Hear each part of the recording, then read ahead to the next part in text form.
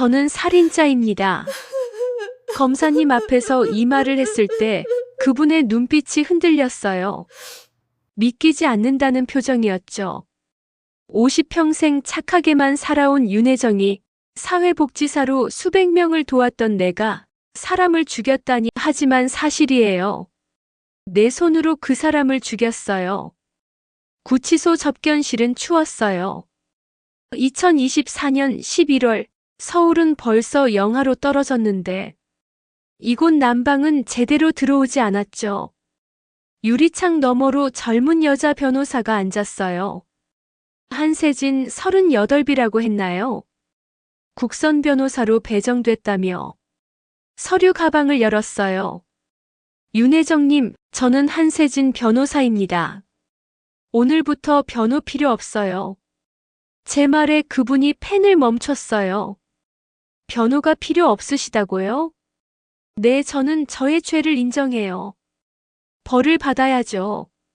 한 변호사는 서류를 한참 들여다보더니 천천히 고개를 들었어요. 그분의 눈빛이 달랐어요. 동정도 아니고 판단도 아닌 뭔가 궁금해하는 눈빛. 윤혜정님은 30년간 사회복지사로 일하셨어요. 독거노인 돌봄, 장애인 복지, 아동보호 표창장만 5개예요. 그런 분이 왜 갑자기... 사람은 변해요, 변호사님. 나는 창밖을 봤어요. 철창 너머로 11월의 잿빛 하늘이 보였죠. 제가 사랑했던 사람이 있었어요. 그 사람이 절 배신했고 저는 그걸 용서할 수 없었어요. 그래서 죽였어요. 끝이에요. 한 변호사가 노트에 뭔가를 적었어요. 혹시 피해자 이도윤 씨와는 어떤 관계셨나요? 그 이름을 들으니 가슴이 철렁 내려앉았어요. 도윤이 30대 중반의 준수한 얼굴, 부드러운 목소리, 따뜻한 손길. 내 인생에서 처음으로 날 여자로 대해준 사람 남편이었어요. 재혼한 지 1년 됐죠. 재혼 한 변호사의 표정이 복잡해졌어요. 서류를 다시 넘기더니 뭔가 이상하다는 듯 물었어요. 그런데 왜 장례식에 아무도 오지 않으셨어요? 가족, 친구, 동료 아무도요. 가슴이 먹먹했어요. 맞아요. 아무도 오지 않았어요. 내가 30년간 도왔던 사람들, 함께 일했던 동료들, 모두 등을 돌렸죠. 살인자가 된 순간 나는 세상에서 지워졌어요. 그럴만해요.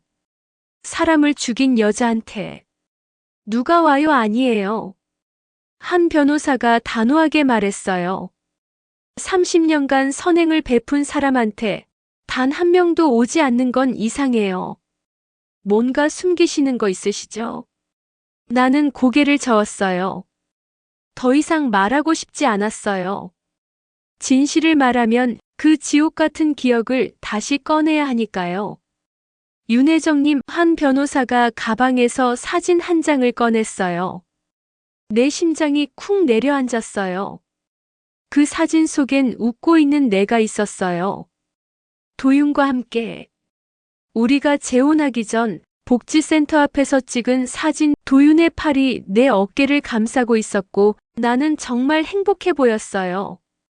이 사진 속 윤혜정님은 지금 제 앞에 앉아 계신 분과 완전히 달라요. 한 변호사의 목소리가 떨렸어요. 저는 변호사가 된 지 10년 됐어요. 수백 명의 의뢰인을 봤죠. 진짜 범죄자와 억울한 사람을 구분하는 법을 알아요. 그리고 확신해요. 윤혜정님, 당신은 범인이 아니에요. 눈물이 났어요. 아니, 눈물이 나선 안 되는데. 나는 범인이에요. 내가 그렇게 말해야 해요. 그래야 살아요. 그들이 변호사님 목이 메었어요. 제발 돌아가 주세요. 저는 정말 죽일만 했어요. 그 사람은 왜요? 윤혜정님, 왜 이도윤은 죽을만 했나요? 뭘 했길래요? 나는 입을 다물었어요. 말할 수 없어요. 말하는 순간 모든 게 무너져요. 한 변호사는 한숨을 쉬며 자리에서 일어났어요. 오늘은 여기까지 할게요. 하지만 저는 포기 안 해요. 다음 주에 다시 올게요. 그분이 돌아서는 순간 나는 작게 중얼거렸어요. 고마워요. 하지만 소용없을 거예요. 유리창 너머로 한 변호사의 뒷모습이 멀어졌어요. 그리고 나는 다시 혼자가 됐어요. 쇠창살 안에, 죄책감 안에, 거짓말 안에 갇힌 채로. 하지만 한 가지는 확실했어요. 이 자백은 내 선택이에요. 내가 지켜야 할 사람들을 위한 도윤을 처음 만난 건 2022년 봄이었어요. 해화동 복지센터, 내가 25년간 일했던 그곳. 그날따라 봄볕이 따스했어요. 오전 업무를 마치고 센터 앞 벤치에 앉아 김밥을 먹고 있을 때였죠.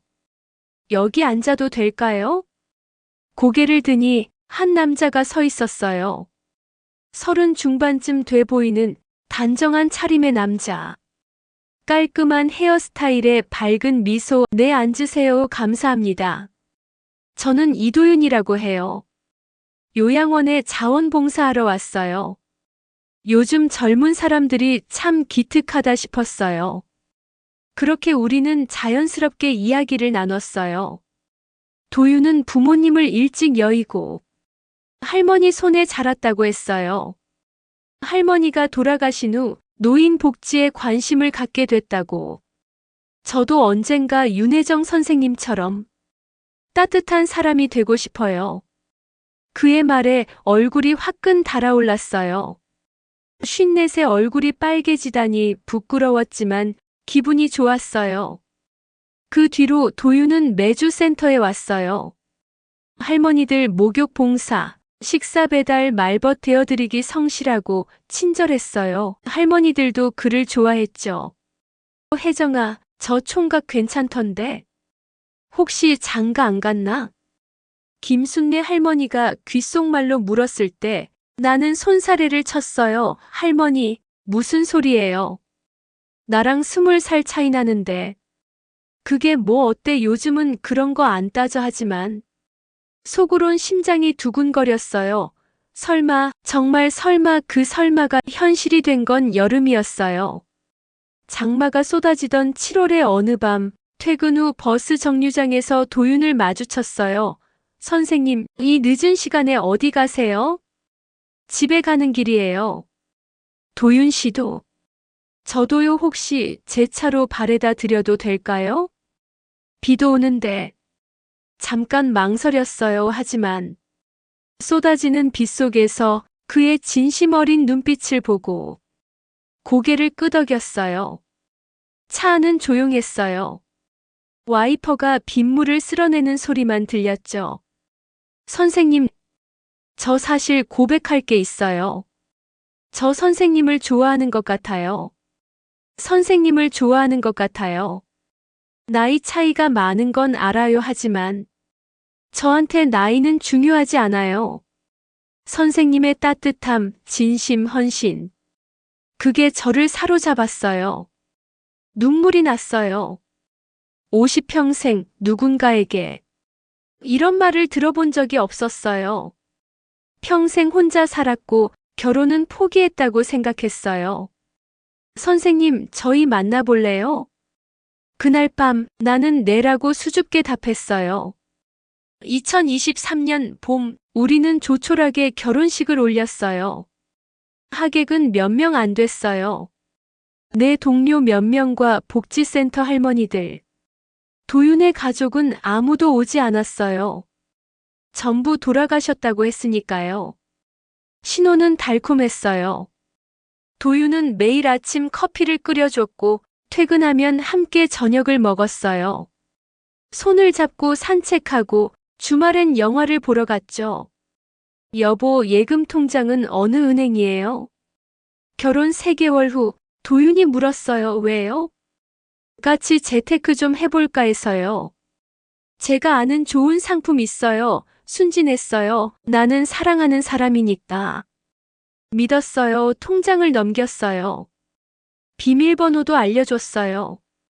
평생 모은 3억 퇴직금에 부모님 유산에 쪼개 모은 돈. 걱정 마요. 제가 잘 굴릴게요. 도윤은 미소 지었어요.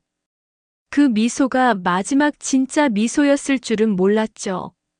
한 달 뒤부터 달라지기 시작했어요. 여보, 진명이 내 이름으로 바꾸는 게 어때요?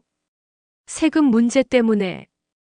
여보, 혹시 모르니 보험 수익자를 나로 변경해 두는 게 좋을 것 같아요. 우린 부부잖아요. 통장 하나 더 만들어요. 공과금 자동이체용으로 하나씩 내 것들이 그의 이름으로 바뀌었어요. 그리고 어느 날 여보, 그동안 일하느라 힘들었을 텐데 센터를 그만두는 게 어때요, 네? 왜요? 내가 돈 벌 거니까. 당신은 집에서 쉬어요. 이상했어요. 하지만 거부할 수 없었어요. 그가 무서웠으니까요. 언제부턴가 도윤의 눈빛이 차갑게 변해 있었거든요. 2024년 여름 나는 복지센터를 그만뒀어요. 30년 경력을 버리고. 그리고 지옥이 시작됐어요. 어느 날 밤 도윤의 휴대폰에서 카톡 알림이 울렸어요. 샤워하러 간 사이였죠. 화면에 떠오른 메시지, 오빠, 오늘 밤 몇 시에 올래? 기다릴게. 심장이 쿵 내려앉았어요. 저장된 이름은 남자 이름. 손이 떨렸지만 휴대폰을 열었어요. 비밀번호는 내 생일이었어요. 아이러니하게도 대화 내용을 보는 순간 세상이 무너졌어요. 어제 그 호텔 좋았어. 다음엔 제주도 갈까? 와이프한테 들키진 않았지? 키읔키읔 걱정 마. 저 할멈은 아무것도 몰라. 할멈이라니. 3개월 전부터 이어진 대화들 사진도 있었어요. 젊은 여자와 도윤이 포옹하고 있는 사진. 욕실 문이 열리는 소리에 얼른 휴대폰을 제자리에 놨어요. 여보, 뭐해요? 도윤이 물었어요. 머리에서 물방울이 떨어졌어요. 아무것도 아니에요. 그날 밤 잠이 오지 않았어요. 옆에 누운 남자가 낯설었어요. 다음 날 도윤은 사업 미팅이라며 나갔어요. 나는 몰래 뒤를 밟았어요. 강남의 한 카페. 도윤은 30 초반쯤 돼 보이는 여자와 마주 앉아 있었어요. 손을 잡고 웃으며 입맞춤까지. 다리에 힘이 풀렸어요. 귀를 기울여 들었어요. 오빠, 내 통장으로 이체됐어? 응, 2천만 원 확인해봐. 고마워. 근데 그 할매는 언제까지 속일 거야? 조금만 더 최대한 빼먹고 내 명의로 다 돌리면 바로 이혼할 거야. 그제야 깨달았어요. 그 여자도 공범이었어요. 도윤의 사기극에 동참하는 집으로 돌아와 몰래 도윤의 노트북을 로그인하여 안을 열어봤죠. 화면에 든 것은 더 끔찍한 사진들이었어요. 할머니들, 수십 명의 할머니들. 침대에 묶인 채 겁에 질린 표정으로 카메라를 보고 있었어요. 그리고 문서들, 부동산 등기부, 통장 사본, 유언장. 전부 조작된 거였어요. 나는 깨달았어요. 도윤은 사기꾼이었어요. 요양봉사자를 가장해 독거 할머니들에게 접근하고 재산을 빼앗고 그들을 어딘가에 가둬놨어요. 그리고 나도 피해자였어요. 그 여러 여자들 중 하나일 뿐. 문이 열렸어요. 뭐해요? 도윤이 서 있었어요. 그의 손엔 밧줄이 들려 있었어요. 뭐 보고 있어요? 도윤의 목소리는 차가웠어요. 그 순간 알았어요. 이 남자는 내가 사랑했던 사람이 아니라는 걸. 도윤 씨, 이게 뭐예요? 내 목소리가 떨렸어요. 노트북 화면엔 여전히 할머니들의 끔찍한 사진들이 떠 있었죠. 보면 안 되는 걸 봤네. 도윤이 한 걸음 다가왔어요. 나는 뒤로 물러났지만 곧 벽에 막혔어요. 저 사람들은 센터에 오시던 할머니들이잖아요.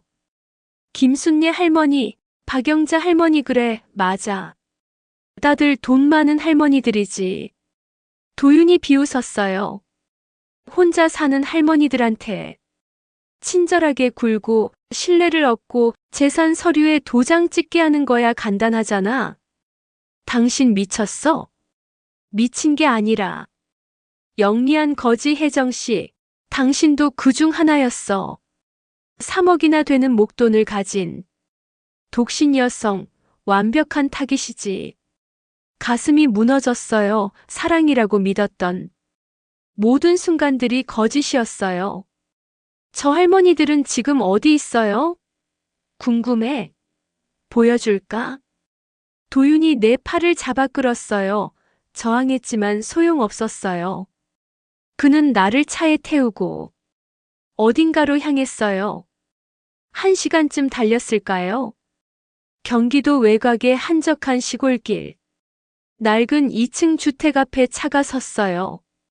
여기가 어디예요? 내 요양시설이지. 합법적으로 등록된. 도윤이 현관문을 열었어요. 안은 깨끗했어요. 거실, 부엌, 침실 평범한 주택이었죠. 지하로 가자.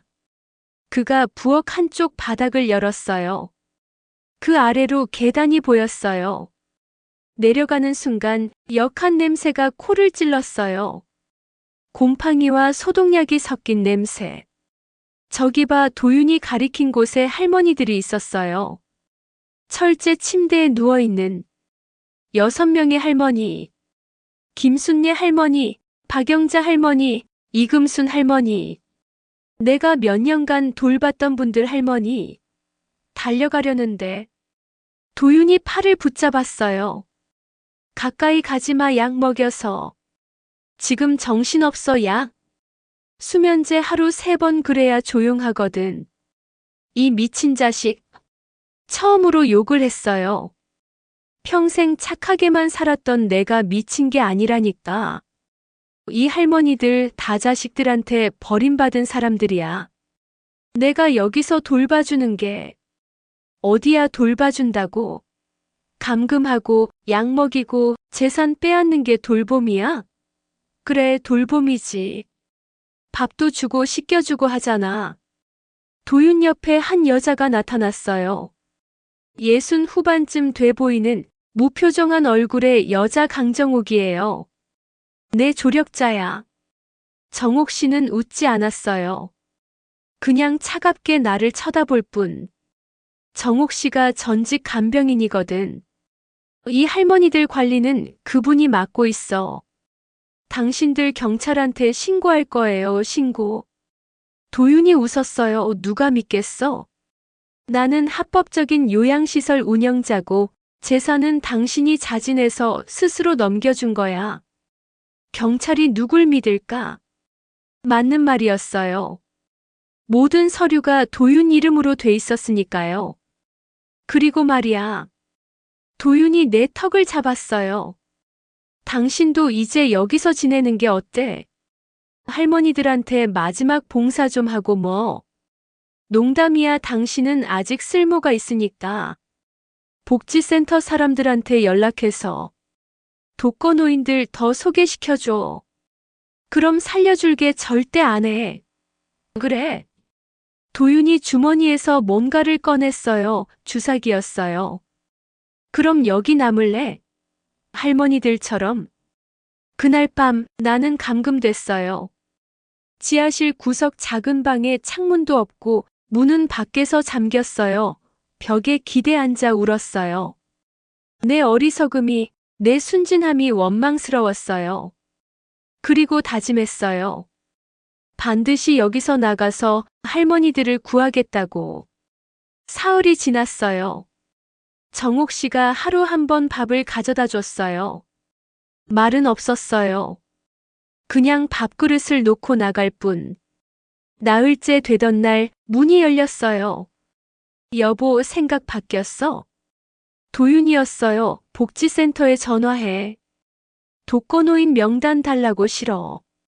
도윤이 내 머리채를 잡아당겼어요. 비명을 질렀지만 아무도 들어주지 않았어요. 싫다고. 그럼 이거 마셔. 주사기를 내 팔에 꽂으려는 순간 나는 미친 듯이 저항했어요. 발버둥 치고 소리 지르고 물어뜯었어요. 이 미친년이. 도윤이 내 뺨을 때렸어요. 입안에서 피맛이 났어요. 몇 일 뒤 경찰이 문을 쾅쾅 두드리는 소리에 화들짝 놀랐어요. 문 열어. 경찰이다. 밖에서 고함 소리가 들렸어요. 쿵쾅거리는 소리, 문 부수는 소리. 그리고 꼼짝 마. 경찰들이 지하실로 쏟아져 들어왔어요. 도윤은 이미 도망쳤는지 조용했어요. 윤혜정 씨 여기 계십니까? 한 형사가 방문을 열었어요. 나는 그 자리에 주저앉아 울었어요. 할머니들 좀 구해주세요 하지만 이건 끝이 아니었어요. 진짜 지옥은 그 다음부터였으니까요. 경찰서는 춥고 밝았어요. 형광등 불빛이 눈을 찔렀죠. 윤혜정 씨, 진술 부탁드립니다. 박태호 형사님이 맞은편에 앉았어요. 40대 후반에 피곤해 보이는 얼굴. 제가 할머니들이 감금돼 있다고 신고했어요. 그런데 왜 제가 여기? 신고 감사합니다. 덕분에 피해자 6명을 구출했어요. 하지만 문제가 있습니다. 박 형사님이 서류를 내밀었어요. 이도윤 씨가 사망했습니다. 뭐라고요? 머리가 하얘졌어요. 둔기에 의한 두부 손상 즉사였습니다. 증거가 있나요?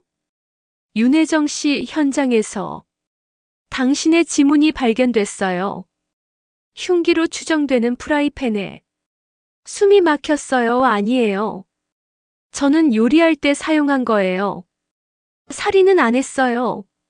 목격자가 있습니다. 이웃 주민이 사건 당일 오후 당신이 이도윤 씨와 격하게 다투는 걸 봤대요. 고함 소리도 들렸고요. 그건 이도윤이 제 재산을 빼돌리고 의도적으로 절 속였단 말이에요. 그리고 이거 박 형사님이 또 다른 서류를 꺼냈어요. 은행 거래 내역서. 이도윤 씨가 당신 명의로 3억을 횡령했죠. 동기로 충분합니다. 배신감, 분노, 복수심 아니에요. 저는 정말 윤혜정 씨. 박 형사님이 한숨을 쉬었어요. 솔직히 말씀드릴게요. 저도 이 사건 뭔가 이상하다고 봐요. 하지만 증거는 당신을 가리키고 있어요.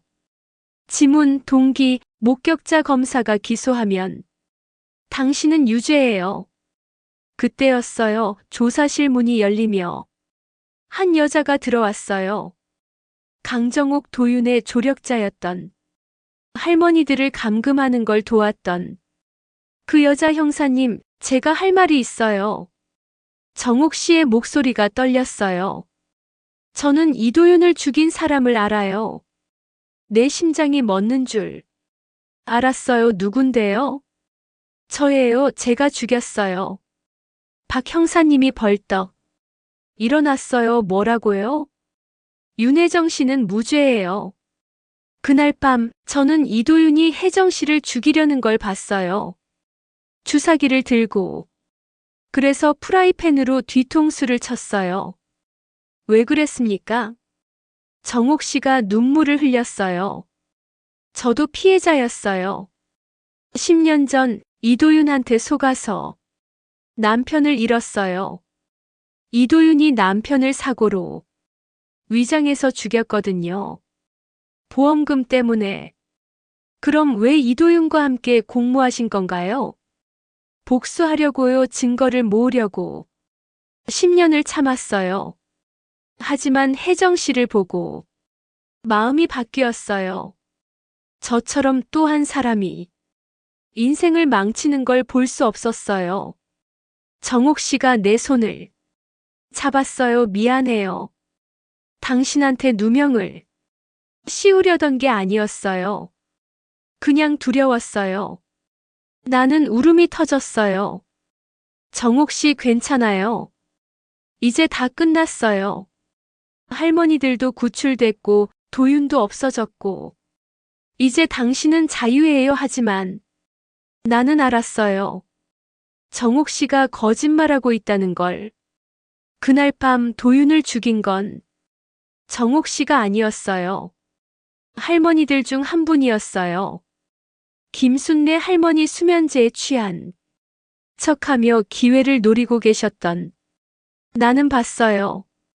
도윤이 나를 죽이려 할 때 할머니가 일어나서 프라이팬을 휘두르는 걸. 하지만 말할 수 없었어요.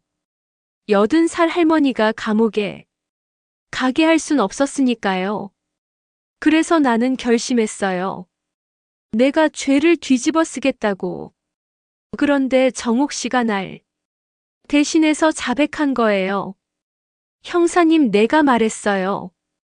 저는 진실을 말하고 싶어요. 윤혜정 씨, 진실이 뭔가요? 박 형사님이 물었어요. 나는 깊게 숨을 들이쉬었어요. 이제 모든 걸 말해야 했어요. 그날 밤 이도윤을 죽인 건 혜정아. 접견실 문이 열리며 한세진 변호사가 뛰어들어왔어요. 그 뒤로 김순례 할머니가 휠체어를 타고 들어오셨어요. 할머니. 애야, 미안하다. 할머니가 울먹이셨어요. 내가 다 말할게 안 돼요. 이건 내 몫이야.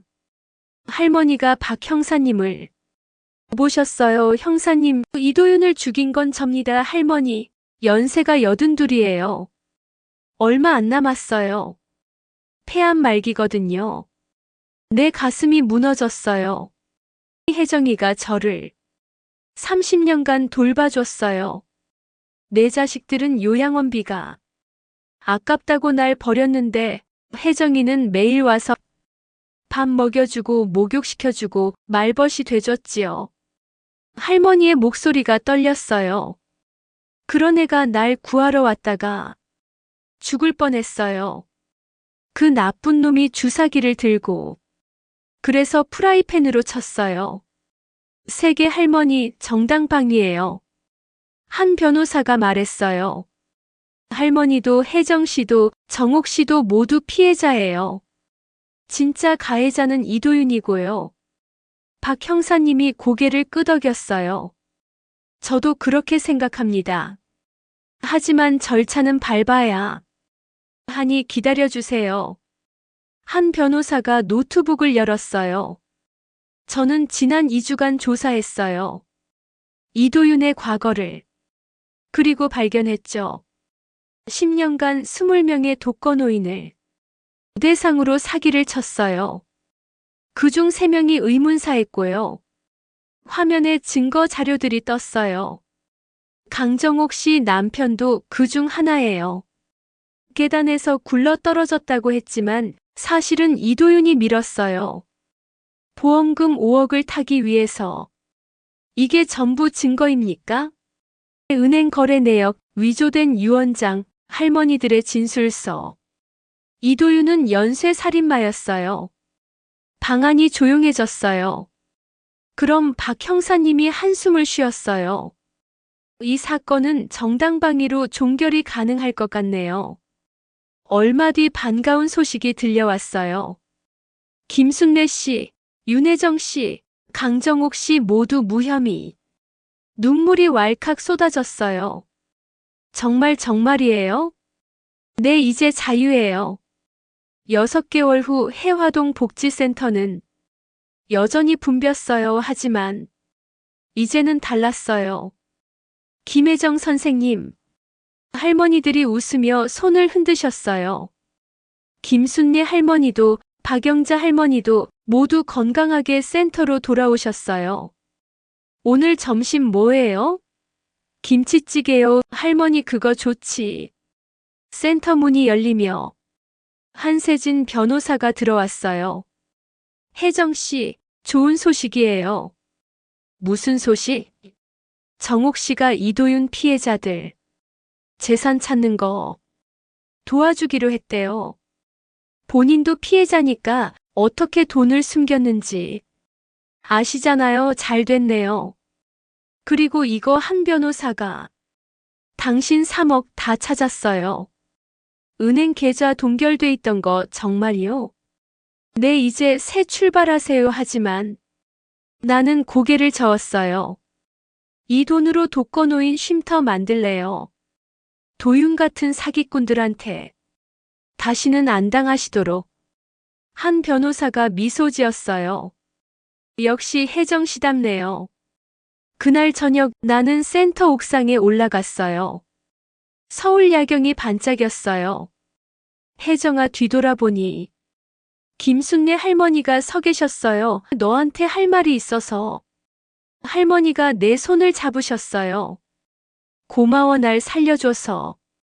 아니, 우리 모두를. 제가 뭘, 너는 영웅이야.